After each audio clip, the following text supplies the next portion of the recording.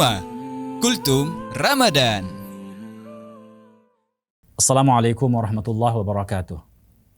Alhamdulillahi wa kafa, wassalatu wassalamu ala rasulihil mustafa wa ala alihi wa ashabihi wa man tabi'al huda. Ashhadu an la ilaha illallah wahdahu la syarika lah wa ashhadu anna Muhammadan abduhu wa rasuluh alladzi la nabiyya wa rasula ba'dah. Amma ba'd. Para ikhwah yang dirahmati Allah Subhanahu wa taala, a'azzani Allah wa iyyakum jami'a. Dalam kesempatan ini kita akan mendiskusikan sebuah tema, yakni berhubungan dengan siyam, yaitu puasa, salat, dan hubungannya dengan kesabaran seseorang untuk memproteksi diri terhadap kemaksiatan. Siapapun kita pasti diuji oleh Allah Subhanahu wa taala. Sebab ad-dunya darul ibtila wal akhiratu darul jaza. Dunia ini tempat kita diuji oleh Allah Subhanahu wa taala. Diuji dengan berbagai hal. Bisa diuji dengan kemaksiatan, atau diuji dengan ketaatan, atau juga diuji dengan bala dan cobaan. Dunia darul ibtila wal akhiratu darul jaza. Sementara akhirat adalah balasan terhadap ujian itu. Kali ini kita akan fokus seputar kesabaran terhadap maksiat. Ikhwah yang dirahmati Allah Subhanahu wa taala, ketika manusia diuji oleh Allah Subhanahu wa taala dengan maksiat, ada manusia yang bisa selamat dari cobaan ini. Tapi ada yang tidak. Betapa berat terkadang seseorang untuk bisa menghindari kemaksiatan. Nafsu kita itu cenderung berlebih-lebihan, bersifat destruktif. Wa ma ubarri'un nafsi inna nafsal ammaratun bisu. Bahwasanya nafsu itu cenderung kepada keburukan. Lain lagi, syaitan menggoda manusia. Di Ramadan ini syaitan memang dibelenggu. Wasuffidatis syayatin. Setan-setan dibelenggu. Tapi kalau kita kumpulkan beberapa hadis, yang dibelenggu itu adalah setan-setan yang utama atau pemuka-pemuka syaitan. Maradatus syayatin. Sementara setan-setan yang junior itu masih bertebaran. Oleh sebab itulah maka kita lihat banyak juga manusia pada Ramadan ini melakukan kemaksiatan. Walaupun dia orang yang sudah bersyahadat, tapi juga tetap melakukan kemaksiatan di bulan yang barokah ini. Ikhwah, ini orang yang tidak selamat dengan ujian kemaksiatan. Dan ikhwah, tentu saja di dalam agama kita ada hal-hal yang perlu menjadi pelajaran bagi kita. Bagaimana sebenarnya syariat mengajarkan kita agar ibadah-ibadah kita itu bisa memproteksi kita dari perbuatan-perbuatan maksiat. Kita melihat dulu tentang amal-amal qalbiyah. Ada beberapa hal yang harus kita suburkan, tumbuhkan pada amal-amal batin kita, agar kita tidak terjebak kepada kemaksiatan. Atau kita membangun paradigma kita, mindset kita, cara berpikir kita. Ini berhubungan dengan kerangka berpikir dan juga konstruksi keimanan kita. Maka kata para ulama, hal yang pertama yang harus kita perkuat, perkukuh dan tumbuhkan adalah amalul qalbiyah. Atau hal-hal yang bersifat batin, hal-hal yang bersifat qalbiyah. Yang pertama sekali, tentu saja semua kita insya Allah sudah menduganya, adalah al-iman. Beriman kepada Allah Subhanahu wa ta'ala. Menambah frekuensi keimanan kita. Menambah keyakinan kita kepada Allah Subhanahu wa ta'ala. Hal-hal yang bersifat imaniyah. Dan tentu saja yang paling terkait di sini adalah ma'rifatullah. Mengenal Allah Subhanahu wa ta'ala. Orang yang terjebak kepada kemaksiatan itu disebabkan, kendati pun dia mengikrarkan, dia mengimani Allah Subhanahu wa ta'ala, tapi ada masalah yang cukup besar pada keimanannya atau konstruksi keimanannya, rumah keimanan, bangun keimanannya. Dan tentu saja walaupun dia mengatakan dia mengenal Rabb-nya, tapi sesungguhnya dia kurang atau bahkan tidak mengenal Rabbnya. Dan inilah salah satu hal agar manusia terproteksi terhadap kemaksiatan, dia harus ma'rifatullah. Dia harus mengenal Allah Subhanahu wa taala. Dengan cara apa dia harus mengenal Allah Subhanahu wa taala? Tentu dengan wahyu Allah. Di mana Allah memperkenalkan dirinya kepada makhluknya. Yaitu dengan Al-Qur'an, wahyu matslu. Wahyu yang dibacakan Jibril kepada Nabi kita sallallahu alaihi wasallam. Dan juga wahyu yang tidak dibacakan, wahyu ghairu matslu, yang diilhamkan kepada Nabi sallallahu alaihi wasallam. Dan dengan cara inilah kita bisa mengenal Rabb kita. Karena kita tidak mengetahui perkara yang ghaib. Oleh sebab itulah maka kita bertumpu kepada wahyu Allah Subhanahu wa taala. Dengan demikian, hal yang paling efektif adalah untuk ma'rifatullah, kita mempelajari, memahami al-asma wa sifatullah, yaitu nama-nama dan sifat Allah Subhanahu wa taala. Ketika kita mengenal Allah dengan nama-nama dan sifatnya yang mulia itu, Asmaul Husna, al-asma al-husna, nama-nama yang mulia itu, insya Allah keimanan kita semakin bertambah seiring dengan pengenalan kita kepada Rabb kita. Ketika kita memahami Allah itu Maha Rahman dan Maha Rahim, keimanan kita akan bertambah bahwasanya kehadiran kita di muka bumi ini adalah wujud ta'alluq dari sifat Ar-Rahman, kasih sayangnya Allah kepada hamba-hambanya. Ketika kita membaca di dalam Al-Quran misalnya, Allah itu bersifat Ar-Razzaq, kita sadar bahwasanya Allah telah mempersiapkan rezeki kepada kita. Maka kita tahu Allah Maha Razzaq, Allah Maha Pemberi rezeki. Dan bagaimana caranya? Itu Allah urai dengan takdir-takdir kauniyahnya, dengan ciptaan Allah. Ini menjadi sebab-sebab Allah memberikan rezeki itu kepada makhluknya. Itu misalnya. Dalam konteks untuk memproteksi diri, bersabar terhadap kemaksiatan, kita mempelajari sifat-sifat Allah. Allah bersifat basar. Ya. Allah bersifat basir, sami'un basir. Allah maha mendengar, Allah maha melihat. Tatkala seseorang menyadari, mengetahui, meyakini dengan keimanannya, Allah itu maha melihat, maka sanggupkah dia untuk bermaksiat kepada Allah sementara Allah yang menciptakannya, yang memberinya rezeki, yang memberinya usia, yang memberinya kehidupan, yang memberinya semua apapun yang dibutuhkannya. Bermaksiat di hadapan Allah, di hadapan penglihatan Allah Subhanahu wa taala. Allah mendengarnya. Ucapan-ucapan buruk, ucapan-ucapan syirik, ucapan-ucapan maksiat. Kalau dia meyakini, dia sudah memahami dan mengimani tentang Allah maha mendengar, tentunya dia akan jaga lisannya, dia akan jaga bibirnya, tidak membangun kata-kata yang justru bermaksiat kepada Rabb-nya. Dengan cara inilah manusia bisa memproteksi dirinya untuk tidak melakukan kemaksiatan. Kesadarannya kepada Rabb-nya. Kalau Rabb-nya itu melihat, maha melihat dan maha mendengar semua apa yang dilakukan.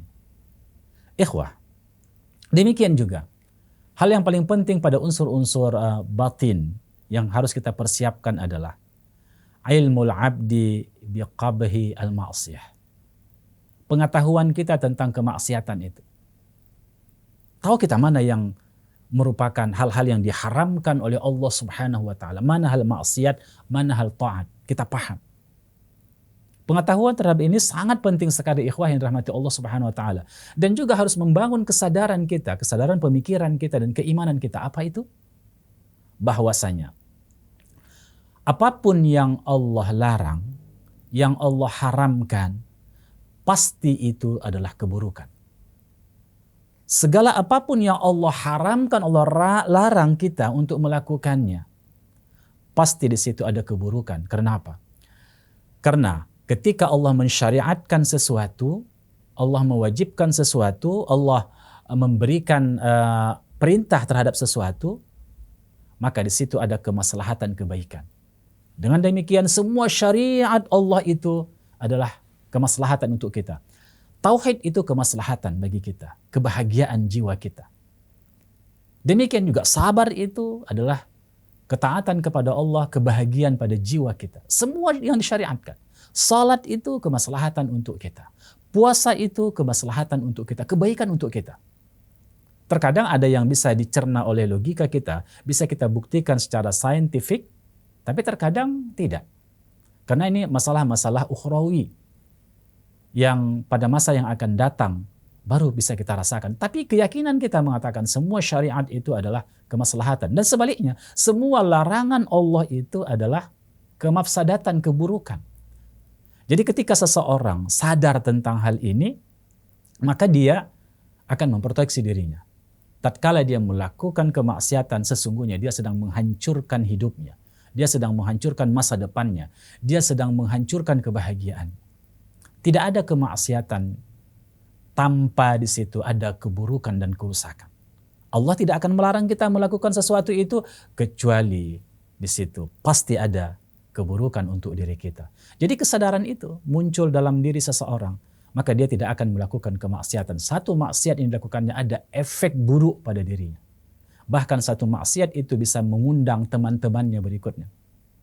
Satu kemaksiatan yang kita lakukan akan hadirlah maksiat-maksiat berikutnya. Maksiat-maksiat berikutnya. Dan ketika orang melakukan maksiat, maka dia dilumuri oleh dosa. Dan dosa itu adalah nuktatun sauda, adalah bintik hitam yang ada di hatinya, di jantungnya. Yang ketika itu semakin banyak, maka hidayah tidak akan masuk lagi pada dirinya. Ini membangun kesadaran ini.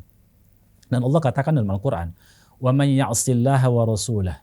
Siapa yang bermaksiat kepada Allah dan Rasulnya, وَيَتَعَدَّ حُدُودَهُ, dan dia melampaui batasan-batasan yang Allah telah tetapkan, يُدْخِلْهُ نَارٌ خَالِدًا فِيهَا, maka dia akan kekal di dalam bara api neraka, وَلَهُ عَذَابٌ مُهِينٌ, dan baginya azab yang pedih. Ini ikhwah efek akhirat dari perbuatan maksiat yang dilakukan oleh seseorang. Dan ini adalah efek yang paling terburuk yang akan diperoleh orang para pelaku maksiat. Yang kedua ikhwah, tanamkan mahabbatullah wal haya. Mencintai Allah dan malu. Allah sudah memberi kita mengucurkan rahmat yang banyak kepada kita. Malulah di hadapan Allah tatkala kita berlaku maksiat. Mungkin ada orang yang hari ini sembunyi-sembunyi untuk tidak berpuasa. Apakah Allah tidak melihat? Allah melihatnya. Apa enggak malu dia? Allah sudah memberinya rezeki, bahkan maksiat ya, makanan itu menjadi maksiat yang akan dilakukannya, itu juga dari Allah Subhanahu wa taala. Dari Allah Subhanahu wa taala. Kesadaran ini harus muncul dalam hati kita. Bagaimana kalau Allah mencabut nyawanya ketika itu dan dia dalam keadaan bermaksiat, apa yang terjadi? Naru jahannam. Maka dia akan masuk neraka jahannam. Dan amal-amal hati yang lainnya seperti khosyah, merasa takut atas azab Allah. Jangan pernah merasa aman kita dengan maksiat itu. Bisa saja ikhwah.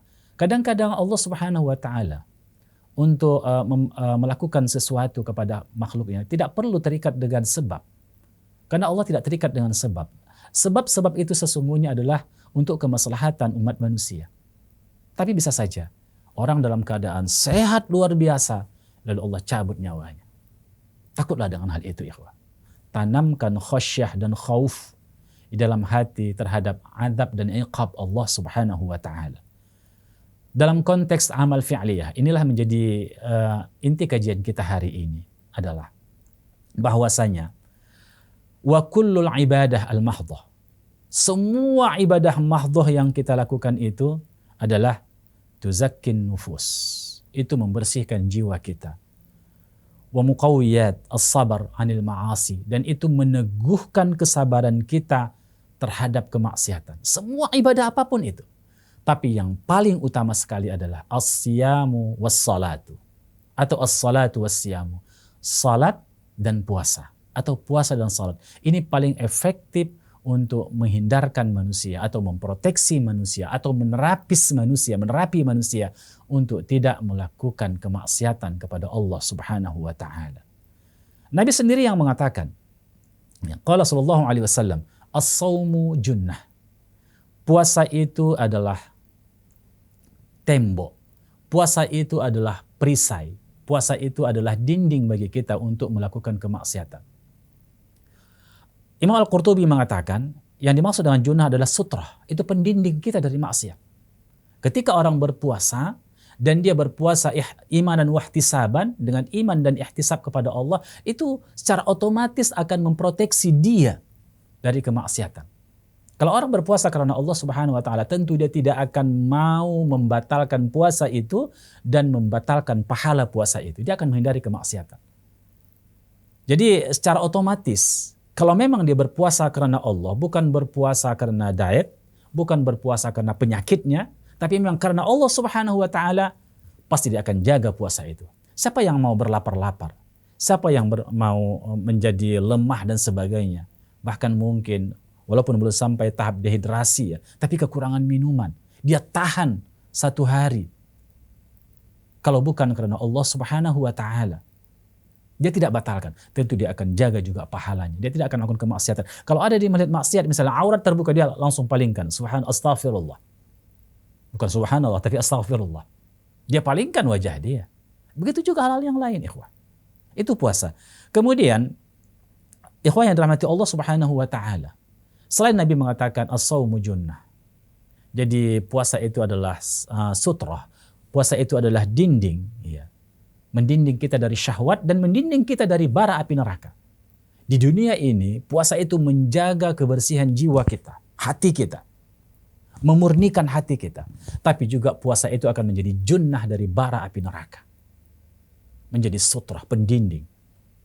Oleh sebab itulah ikhwah yang dirahmati Allah, puasa itu sangat luar biasa. Berfaedah sangat kita butuhkan di dunia ini. Dan juga berfaedah untuk akhirat kita. Kenapa? Ingat, ketika manusia terjebak kepada kemaksiatan, sesungguhnya dia telah menabur penyakit dalam jiwanya. Menabur penyakit, ikhwah. Karena dosa itu adalah penyakit. Dosa itu adalah nuqtatun sauda. Maka orang yang banyak dosanya tidak akan pernah bisa hidup bahagia. Kalaupun dia mengatakan bahagia, itu pada hawa nafsunya saja. Tapi pada hakikatnya dia tidak bahagia. Demikian juga di akhirat, ikhwah. Orang yang mempertukan hawa nafsu, mereka akan merasakan azab Allah di nar jahannam. Bahkan ada yang khalidina fiha abada. Mereka kekal di dalamnya. Dalam hadis yang lain, Nabi kita bersabda, ini nasihat kepada para pemuda, ya ma'syarus sabab, asyabab, wahai para pemuda, man istata'a minkumul ba'ah, siapa yang mampu di antara kamu al-ba'ah, memberikan nafkah, belanja, lahir dan batin, falyatajawwaz, maka hendaklah dia menikah. Ini perintah. Sudah punya penghasilan, ya, sudah punya penghasilan, pendapatan, bisa memberikan mahar, bisa memberikan nafkah kepada istrinya sesuai dengan standar yang ada, ya, menikahlah, falyatajawwaz. Maka hendaklah dia menikah. Fa innahu aghaddu lil basar, itu akan menundukkan pandangan. Nikah itu akan menundukkan pandangan. Akan menundukkan pandangan seseorang. Tidak lagi matanya jelalatan, tidak lagi ingin tahu, rasa ingin tahunya akan berkurang, ikhwah yang dirahmati Allah, karena ada nikmat di hadapannya. Seperti orang kelaparan, ketika sudah dihidangkan makanan kepada dia makan, dia kenyang. Maka dia tidak akan makan lagi. Begitu juga kalau orang yang menikah. Dia sudah dihidangkan oleh Allah nikmat. Allah hidangkan kepadanya yang halal. Maka matanya tidak akan lagi melihat ke kiri dan ke kanan. Maka Nabi katakan, aghaddu lil basar wa ahsanu lil fajar. Itu akan faraj. Dan itu akan menjaga kehormatannya. Menjaga kemaluannya. Dia tidak akan lagi melakukan perbuatan-perbuatan zina. Fa innahu aghaddu lil basar wa ahsanu lil farad. Wa man lam yastati', ini kalau dia tidak mampu, apa yang direkomendasikan oleh Nabi kita? Fa alaihi bis-shaumi, maka hendaklah dia berpuasa. Fa innahu lahu wija, puasa itu menjadi perisai bagi dirinya. Hendaklah dia berpuasa. Ini efektivitas siam untuk menghindarkan manusia dari kemaksiatan. Kemudian salat. Di Ramadan ini kita melaksanakan salat wajib. Tetapi juga sangat disyariatkan kepada kita untuk qiyamul lail. Bahkan qiyamul lail itu akan menghapuskan dosa-dosa kita yang telah lalu. Man qama Ramadan imanan wa ihtisaban ghufira lahu ma taqaddama min dzambi. Efek dari salat itu luar biasa, ikhwah. Direkamkan di dalam Al-Qur'an. Allah mengatakan innas salata tanha 'anil fahsya'i wal munkar. Salat itu akan mencegah manusia dari perbuatan keji dan mungkar. Mencegah manusia dari perbuatan keji dan mungkar. Ibnu Abbas mengatakan, ya, fis salati muntahi ani ma'asillah. Jadi salat itu akan mencegah manusia dari bermaksiat kepada Allah Subhanahu wa taala. Kalau seseorang itu salat sesuai telah memenuhi syarat dan rukunnya dan dia khusyuk dalam salat tanpa dia sadari, Allah akan mengkaruniakan pada dirinya apa itu? Proteksi untuk tidak melakukan kemaksiatan. Untuk tidak melakukan kemaksiatan. Ini efek positif dari salat. Oleh sebab itulah maka kalau ada orang yang salat tapi tidak memproteksi dirinya dari hal itu, sebagaimana dikatakan juga oleh Ibnu Abbas, ya, man lam yantahihi salatuhu 'anil fahsya'i wal munkar lam yazdad bi salatihi minallahi illa bu'dan. Siapa yang salatnya itu tidak bisa mencegah dia dari perbuatan keji dan mungkar, maka salat itu tidak akan bertambah faidah bagi dirinya mendekatkan kepada Allah kecuali dia semakin menjauh. Artinya apa? Salat itu mardudah. Salat itu ditolak oleh Allah Subhanahu wa taala. Oleh sebab itulah menjadi kata kunci bagi kita. Salat itu diterima ketika memiliki efek kepada jiwa kita, mencegah perbuatan keji dan mungkar. Tatkala dihadirkan atau dihadapkan padanya kemaksiatan, ada perlawanan dalam dirinya. Ada perlawanan, dia ingat Allah. Dan ikhwah, dan dia akan menolak kemaksiatan itu. Kalaupun dia pernah terjebak, terjatuh karena lupa dan abai, dia tetap langsung mengingat Allah Subhanahu wa taala dan bertaubat kepada Allah Subhanahu wa taala. Inilah efektivitas dua ibadah yang luar biasa ini, yaitu puasa dan salat akan memproteksi manusia dari perbuatan keji dan mungkar. Mudah-mudahan ini bermanfaat untuk kita semua. Subhanakallah bihamdik, asyhadu an la ilaha illa anta astaghfiruka wa atubu ilaik. Wassalamualaikum warahmatullahi wabarakatuh.